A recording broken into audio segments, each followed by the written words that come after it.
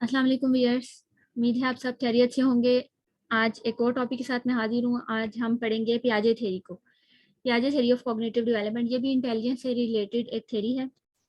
ये थ्योरी दी किसने थी? जीन पियाजे ने दी थी। जीन पियाजे ने दी थी। जीन पियाजे थ्योरी ऑफ कॉग्निटिव डेवलपमेंट, इनका मेजर जो काम है ना वो कॉग्निटिव डेवलपमेंट से रिलेटेड है।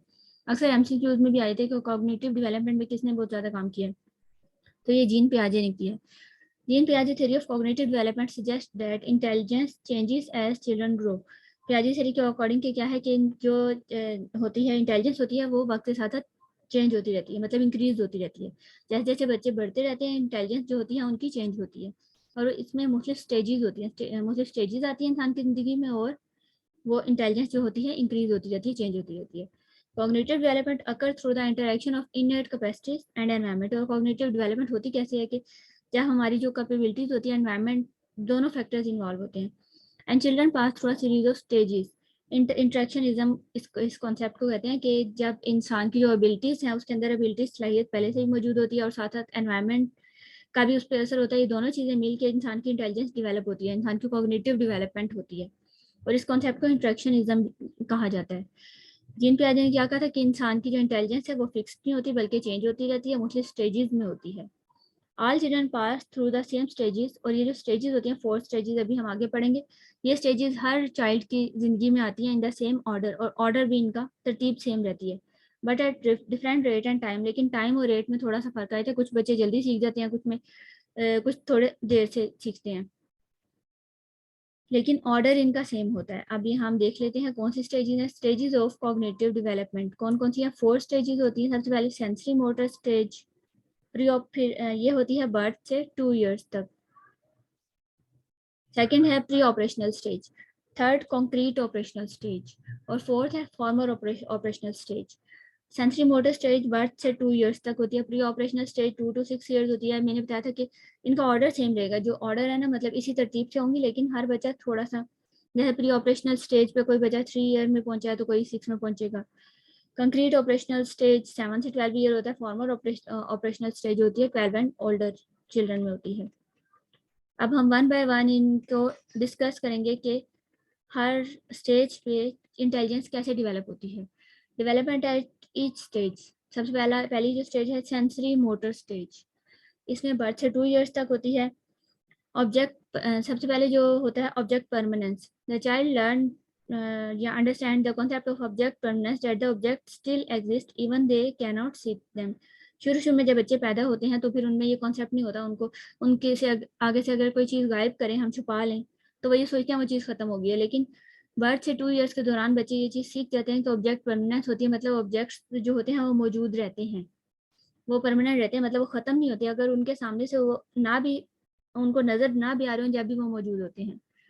तकरीबन 8 मंथ्स की एज में बच्चे ये चीज़ सीख जाते हैं। The child understand the concept that object permanence, that the object still exist even if they can't see them, कि अगर कोई चीज़ नहीं भी नज़र आ रही तब भी वो मौजूद है। The infant learn about the world through their senses and actions. इसके अलावा इस स्टेज में क्या होता है, बच्चे अपने सेंसेस के और एक्शंस के दौरान एक्शंस को यूज़ करके चीज़ों को एक्सप्लोर कर रहे होते हैं। मूविंग अराउंड, चीज़ों को हाथ लगा के, चीज़ों को मुंह में डाल के एक्सप्लोर करते हैं, मुख्तलिफ चीज़ों को एक्सप्लोर कर रहे होते हैं अपने सेंसेस के थ्रू। अब नेक्स्ट स्टेज आ जाती है प्री ऑपरेशनल स्टेज। वीडियो अच्छी लग रही है तो साथ साथ चैनल को सब्सक्राइब कर दें। अब स्टेज है प्री ऑपरेशनल स्टेज, इसमें हम 2 to 6 ईयर्स तक होती है। इसमें जो इंपॉर्टेंट कॉन्सेप्ट्स आ जाते हैं, एक होता है सिंबॉलिक थिंकिंग, मतलब young children think about things symbolically, मतलब सिंबल्स को यूज करते हैं। This is the ability to make one thing, word और object stand for something other than itself. मतलब अगर उन्होंने एक बिल्ली देखी हुई है और वो 4 टांगों वाला उनको जानवर, उनको सिर्फ इतना पता है कि बिल्ली जो होती है 4 टांगों वाला जानवर है, तो अगर वो कोई और एनिमल देख लेते हैं और 4 टांगे हैं तो उसको भी बिल्ली अक्सर बुला लेंगे। तो छोटे बच्चे ये मिस्टेक करते हैं कि वो अगर कोई डॉगी भी देख लें या कोई और जानवर भी देख लें जिसको उन्होंने पहले नहीं देखा हुआ, तो उसको वही वर्ड यूज कर लेते हैं। तो सिंबॉलिक थिंकिंग होती है कि मतलब वो सिंबल्स यूज करते हैं।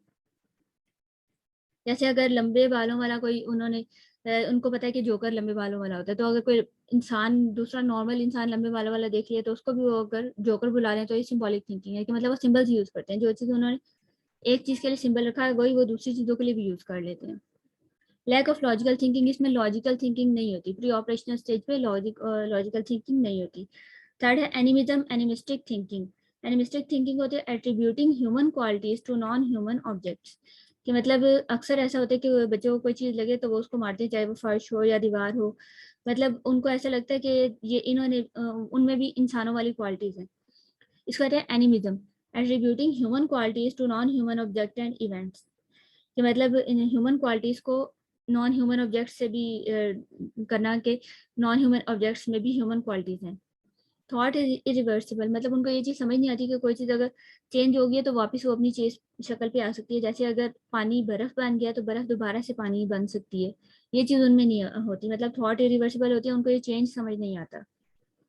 सेंट्रेशन, सेंट्रेशन का कॉन्सेप्ट मतलब वो एक टाइम पे एक ही चीज़ को अटेंड कर सकते हैं, एक टाइम पे एक चीज़ पे फोकस कर सकते हैं, ध्यान दे सकते हैं, उससे ज़्यादा चीज़ों पे वो सही से फोकस नहीं कर सकेंगे। ईगोसेंट्रिज्म होता है centred on the child's own view of the world, मतलब वो अपनी एंगल से दुनिया को देखते हैं, उनको दूसरों की सोच समझ में नहीं आती कि दूसरा बंदा क्या सोच रहा होगा। अब नेक्स्ट थर्ड स्टेज आ जाती है concrete operational stage. Concrete operational stage एक टर्निंग पॉइंट होता है, ये बहुत इंपॉर्टेंट स्टेज होती है क्योंकि इस पे formal thinking, logical thinking develop होती है, 7 to 12 ईयर तक होती है। इस स्टेज पे क्या होता है, इंसान की लॉजिकल थिंकिंग डेवलप होती है। सेकंड है इंसान में कॉन्सेप्ट ऑफ कंजर्वेशन आता है, कंजर्वेशन का कॉन्सेप्ट डेवलप होता है। ऑल्दो थिंग्स में change in appearance certain properties remain the same, पीछे था कि रिवर्सिबिलिटी का कॉन्सेप्ट उनको नहीं होता, यहाँ पर रिवर्सिबिलिटी या कंजर्वेशन का कॉन्सेप्ट आ जाता है कि मतलब बच्चों को एक चीज़ समझ आया था कि वो अपीयरेंस में बेशक चेंज हो जाए लेकिन प्रॉपर्टीज चेंज नहीं होती, कंजर्वेशन का कॉन्सेप्ट भी आ जाता है।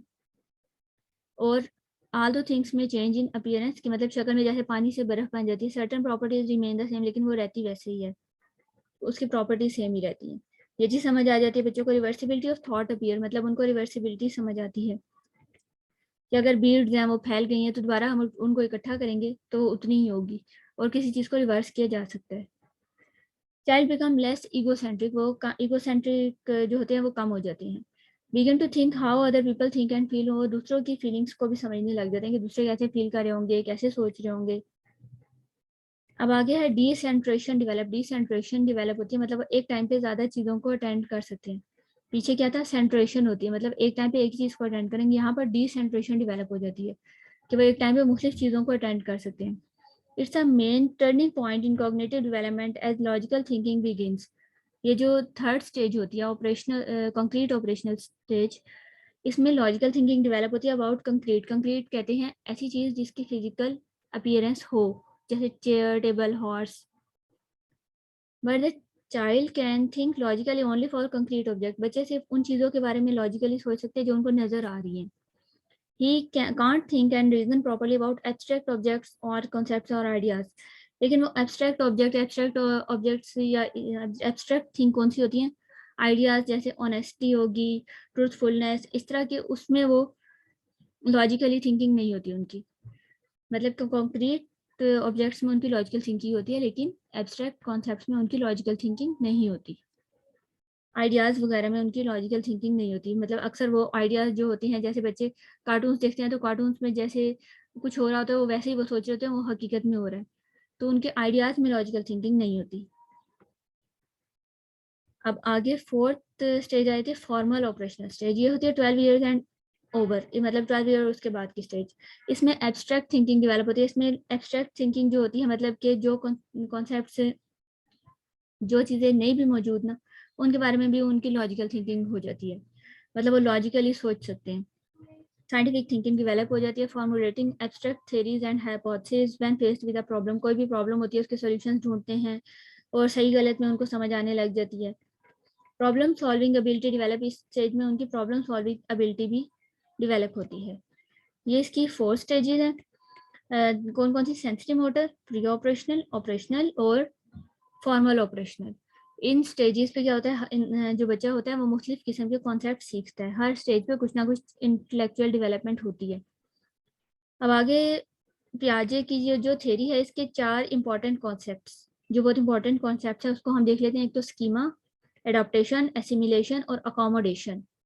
स्कीमा क्या होता है, स्कीमा होता है जो इंसान का एक दुनिया का या किसी भी चीज़ के बारे में इंसान का एक माइंड बना होता है ना, एक मेंटल रिप्रेजेंटेशन होती है, उसको कहते हैं schema. Building block of knowledge, building block of knowledge भी कहा जाता है। Set of linked mental representation of the world which we use both to understand and respond to situation, मतलब किसी भी सिचुएशन में किसी भी चीज के बारे में इंसान का जो मेंटल इमेज बना होता है उसको कहते हैं स्कीमा, जो कि इंसान को दुनिया को समझने में और रिस्पॉन्ड करने में हेल्पफुल होता है। अडॉप्ट करना होता है। जो सेकंड क्या है, एडाप्टेशन। एडाप्टेशन कहते हैं अडॉप्ट करना, किसी भी सिचुएशन को अडॉप्ट कर लेना। Transition from one stage to another. Intellectual growth occur through adaptation. Intellectual growth होती कैसे, जब इंसान मुख्तलिफ चीज़ों को, मुख्तलिफ सिचुएशन को अडॉप्ट करता है। अब थर्ड है एसिमिलेशन। एसिमिलेशन कहते हैं fitting new information into existing schema, कि मतलब कोई भी नई इन्फॉर्मेशन है, अगर उसका एक स्कीमा बना हुआ है, जैसे अगर एक बच्चे का इमेज बना हुआ है कि बिल्ली की 4 टांगे होती हैं, दुम होती है, और बिल्ली वाइट कलर की होती है, उसने एक बिल्ली देखी हुई है, ठीक है, वाइट कलर की बिल्ली, और बिल्ली का कलर वाइट होता है, एसिमिलेशन ये। और तो फिर अगर वो कोई और भी मतलब इसी टाइप का कि वो कोई और बिल्ली देख लेता है, कोई और वाइट ही कलर की बिल्ली है, तो फिर वो उसकी पहले वाले स्कीमा में फिट हो रही है, वो इन्फॉर्मेशन सेम है, तो इसका कहते हैं simulation. Fitting new information into existing schema, मतलब पहले उसका जो स्कीमा हो रहा है उसी में कोई इन्फॉर्मेशन फिट हो जाती है, तो उसका कहते हैं सिमुलेशन। एकोमोडेशन होती है जब फिट नहीं हो रही होती। Cognitive process of revising existing schema to fit new information. जैसे अगर एक बच्चा ये सोचता है कि बिल्ली वाइट कलर की होती है, उसने वाइट ही देखी हुई है, तो अगर वो काली बिल्ली देख लेता है तो बाकी सारी चीजें सेम है, तो वो अकोमोडेट करेगा कि बिल्ली वैसे वाइट नहीं होती, ब्लैक भी हो सकती है। अकोमोडेशन होता है कि न्यू इन्फॉर्मेशन आती है तो वो उसको थोड़ा सा अपनी पुरानी इन्फॉर्मेशन को ज़्यादा उसको अपडेट कर लेता है। Cognitive process of revising existing schema to fit new information. नई इन्फॉर्मेशन को फिट करने के लिए पुराने अपने स्कीमा को थोड़ा रिवाइज कर लेना, कि जैसे पहले उसका एक कॉन्सेप्ट था कि बिल्ली वाइट कलर की होती है, तो फिर अब स्कीमा थोड़ा सा डिवेलप हो गया कि बिल्ली और भी कलर्स की हो सकती है। अब ये है कि एसिमिलेशन, कि अगर कोई भी नई इंफॉर्मेशन है तो वो इंसान की जो पुरानी इंफॉर्मेशन है उसमें फिट हो रही है, तो इससे इसको कहते हैं एसिमिलेशन। और इससे क्या होता है, इक्विलिब्रियम, एक बैलेंस प्रोड्यूस होता है, मतलब इन नॉलेज में कन्फ्लिक्ट नहीं आ रहा, इससे इक्विलिब्रियम प्रोड्यूस होता है, इसको कहते हैं इक्विलिब्रेशन। लेकिन अगर न्यू सिचुएशन आ गया, मतलब पुरानी सिचुएशन इंसान ने जो पहले देखी है उससे नई अलग सिचुएशन आ गई है, तो डिसइक्विलिब्रियम होता है, मतलब वो एक नॉलेज में कन्फ्लिक्ट आ जाता है। तो वो कन्फ्लिक्ट कैसे दूर किया जा सकता है, कि अगर हमारा स्कीमा रिवाइज हो जाए, अकोमोडेट कर लें, मतलब एक वाइट कलर की बिल्लियां होती हैं, सिमुलेशन के एक नई वाइट बिल्ली देखी है तो सिमुलेशन की पुरानी में फिट हो रही है, और स्कीमा इक्विलिब्रियम, एक बैलेंस रहा है हमारी सोच में। फिर बच्चे ने एक नई सिचुएशन देख लिया, ब्लैक कलर की बिल्ली देख ली है, तो उसका एक इम्बैलेंस आ गया कि पहले वाइट थी अब ब्लैक है, तो फिर वो अकोमोडेट कर लेता है, कि मतलब अपनी स्कीमा को रिवाइज करता है कि बिल्ली के मुख्तलिफ कलर हो सकते हैं, तो अकोमोडेशन है। एसिमिलेशन के थ्रू होती है इक्विलिब्रियम, इक्विलिब्रेशन होती है, और अगर न्यू सिचुएशन हो तो डिसइक्विलिब्रियम आ जाता है, जिसको अकोमोडेशन से हम बैलेंस कर लेते हैं। इक्विलिब्रेशन अगर when a child schema can deal with new information through assimilation. अगर कोई सेम इन्फॉर्मेशन आ गई है और बच्चा उसको आराम से डील करता है, वो इक्विलिब्रियम बैलेंस रहता है उसकी सोच में। अगर कोई नई इन्फॉर्मेशन आ जाती है, when new information doesn't fit into child schema, जो कि स्कीमा में फिट नहीं हो रही, तो डिसइक्विलिब्रेशन होती है, जिसको हम कैसे ठीक कर सकते हैं, अकोमोडेशन के थ्रू ठीक कर सकते हैं। यहाँ पर हमारी पियाजे की थ्योरी जो है ये खत्म होती है। पियाजे की थ्योरी की 4 स्टेजेस होती हैं, sensory motor, preoperational, operational, concrete operational और फॉर्मर ऑपरेशनल, और इसके अलावा ये 4 इसके इंपॉर्टेंट कॉन्सेप्ट्स हैं। वीडियो को सब्सक्राइब जरूर करिएगा। अगली वीडियो तक के लिए इजाज़त दीजिए। अल्लाह हाफिज़।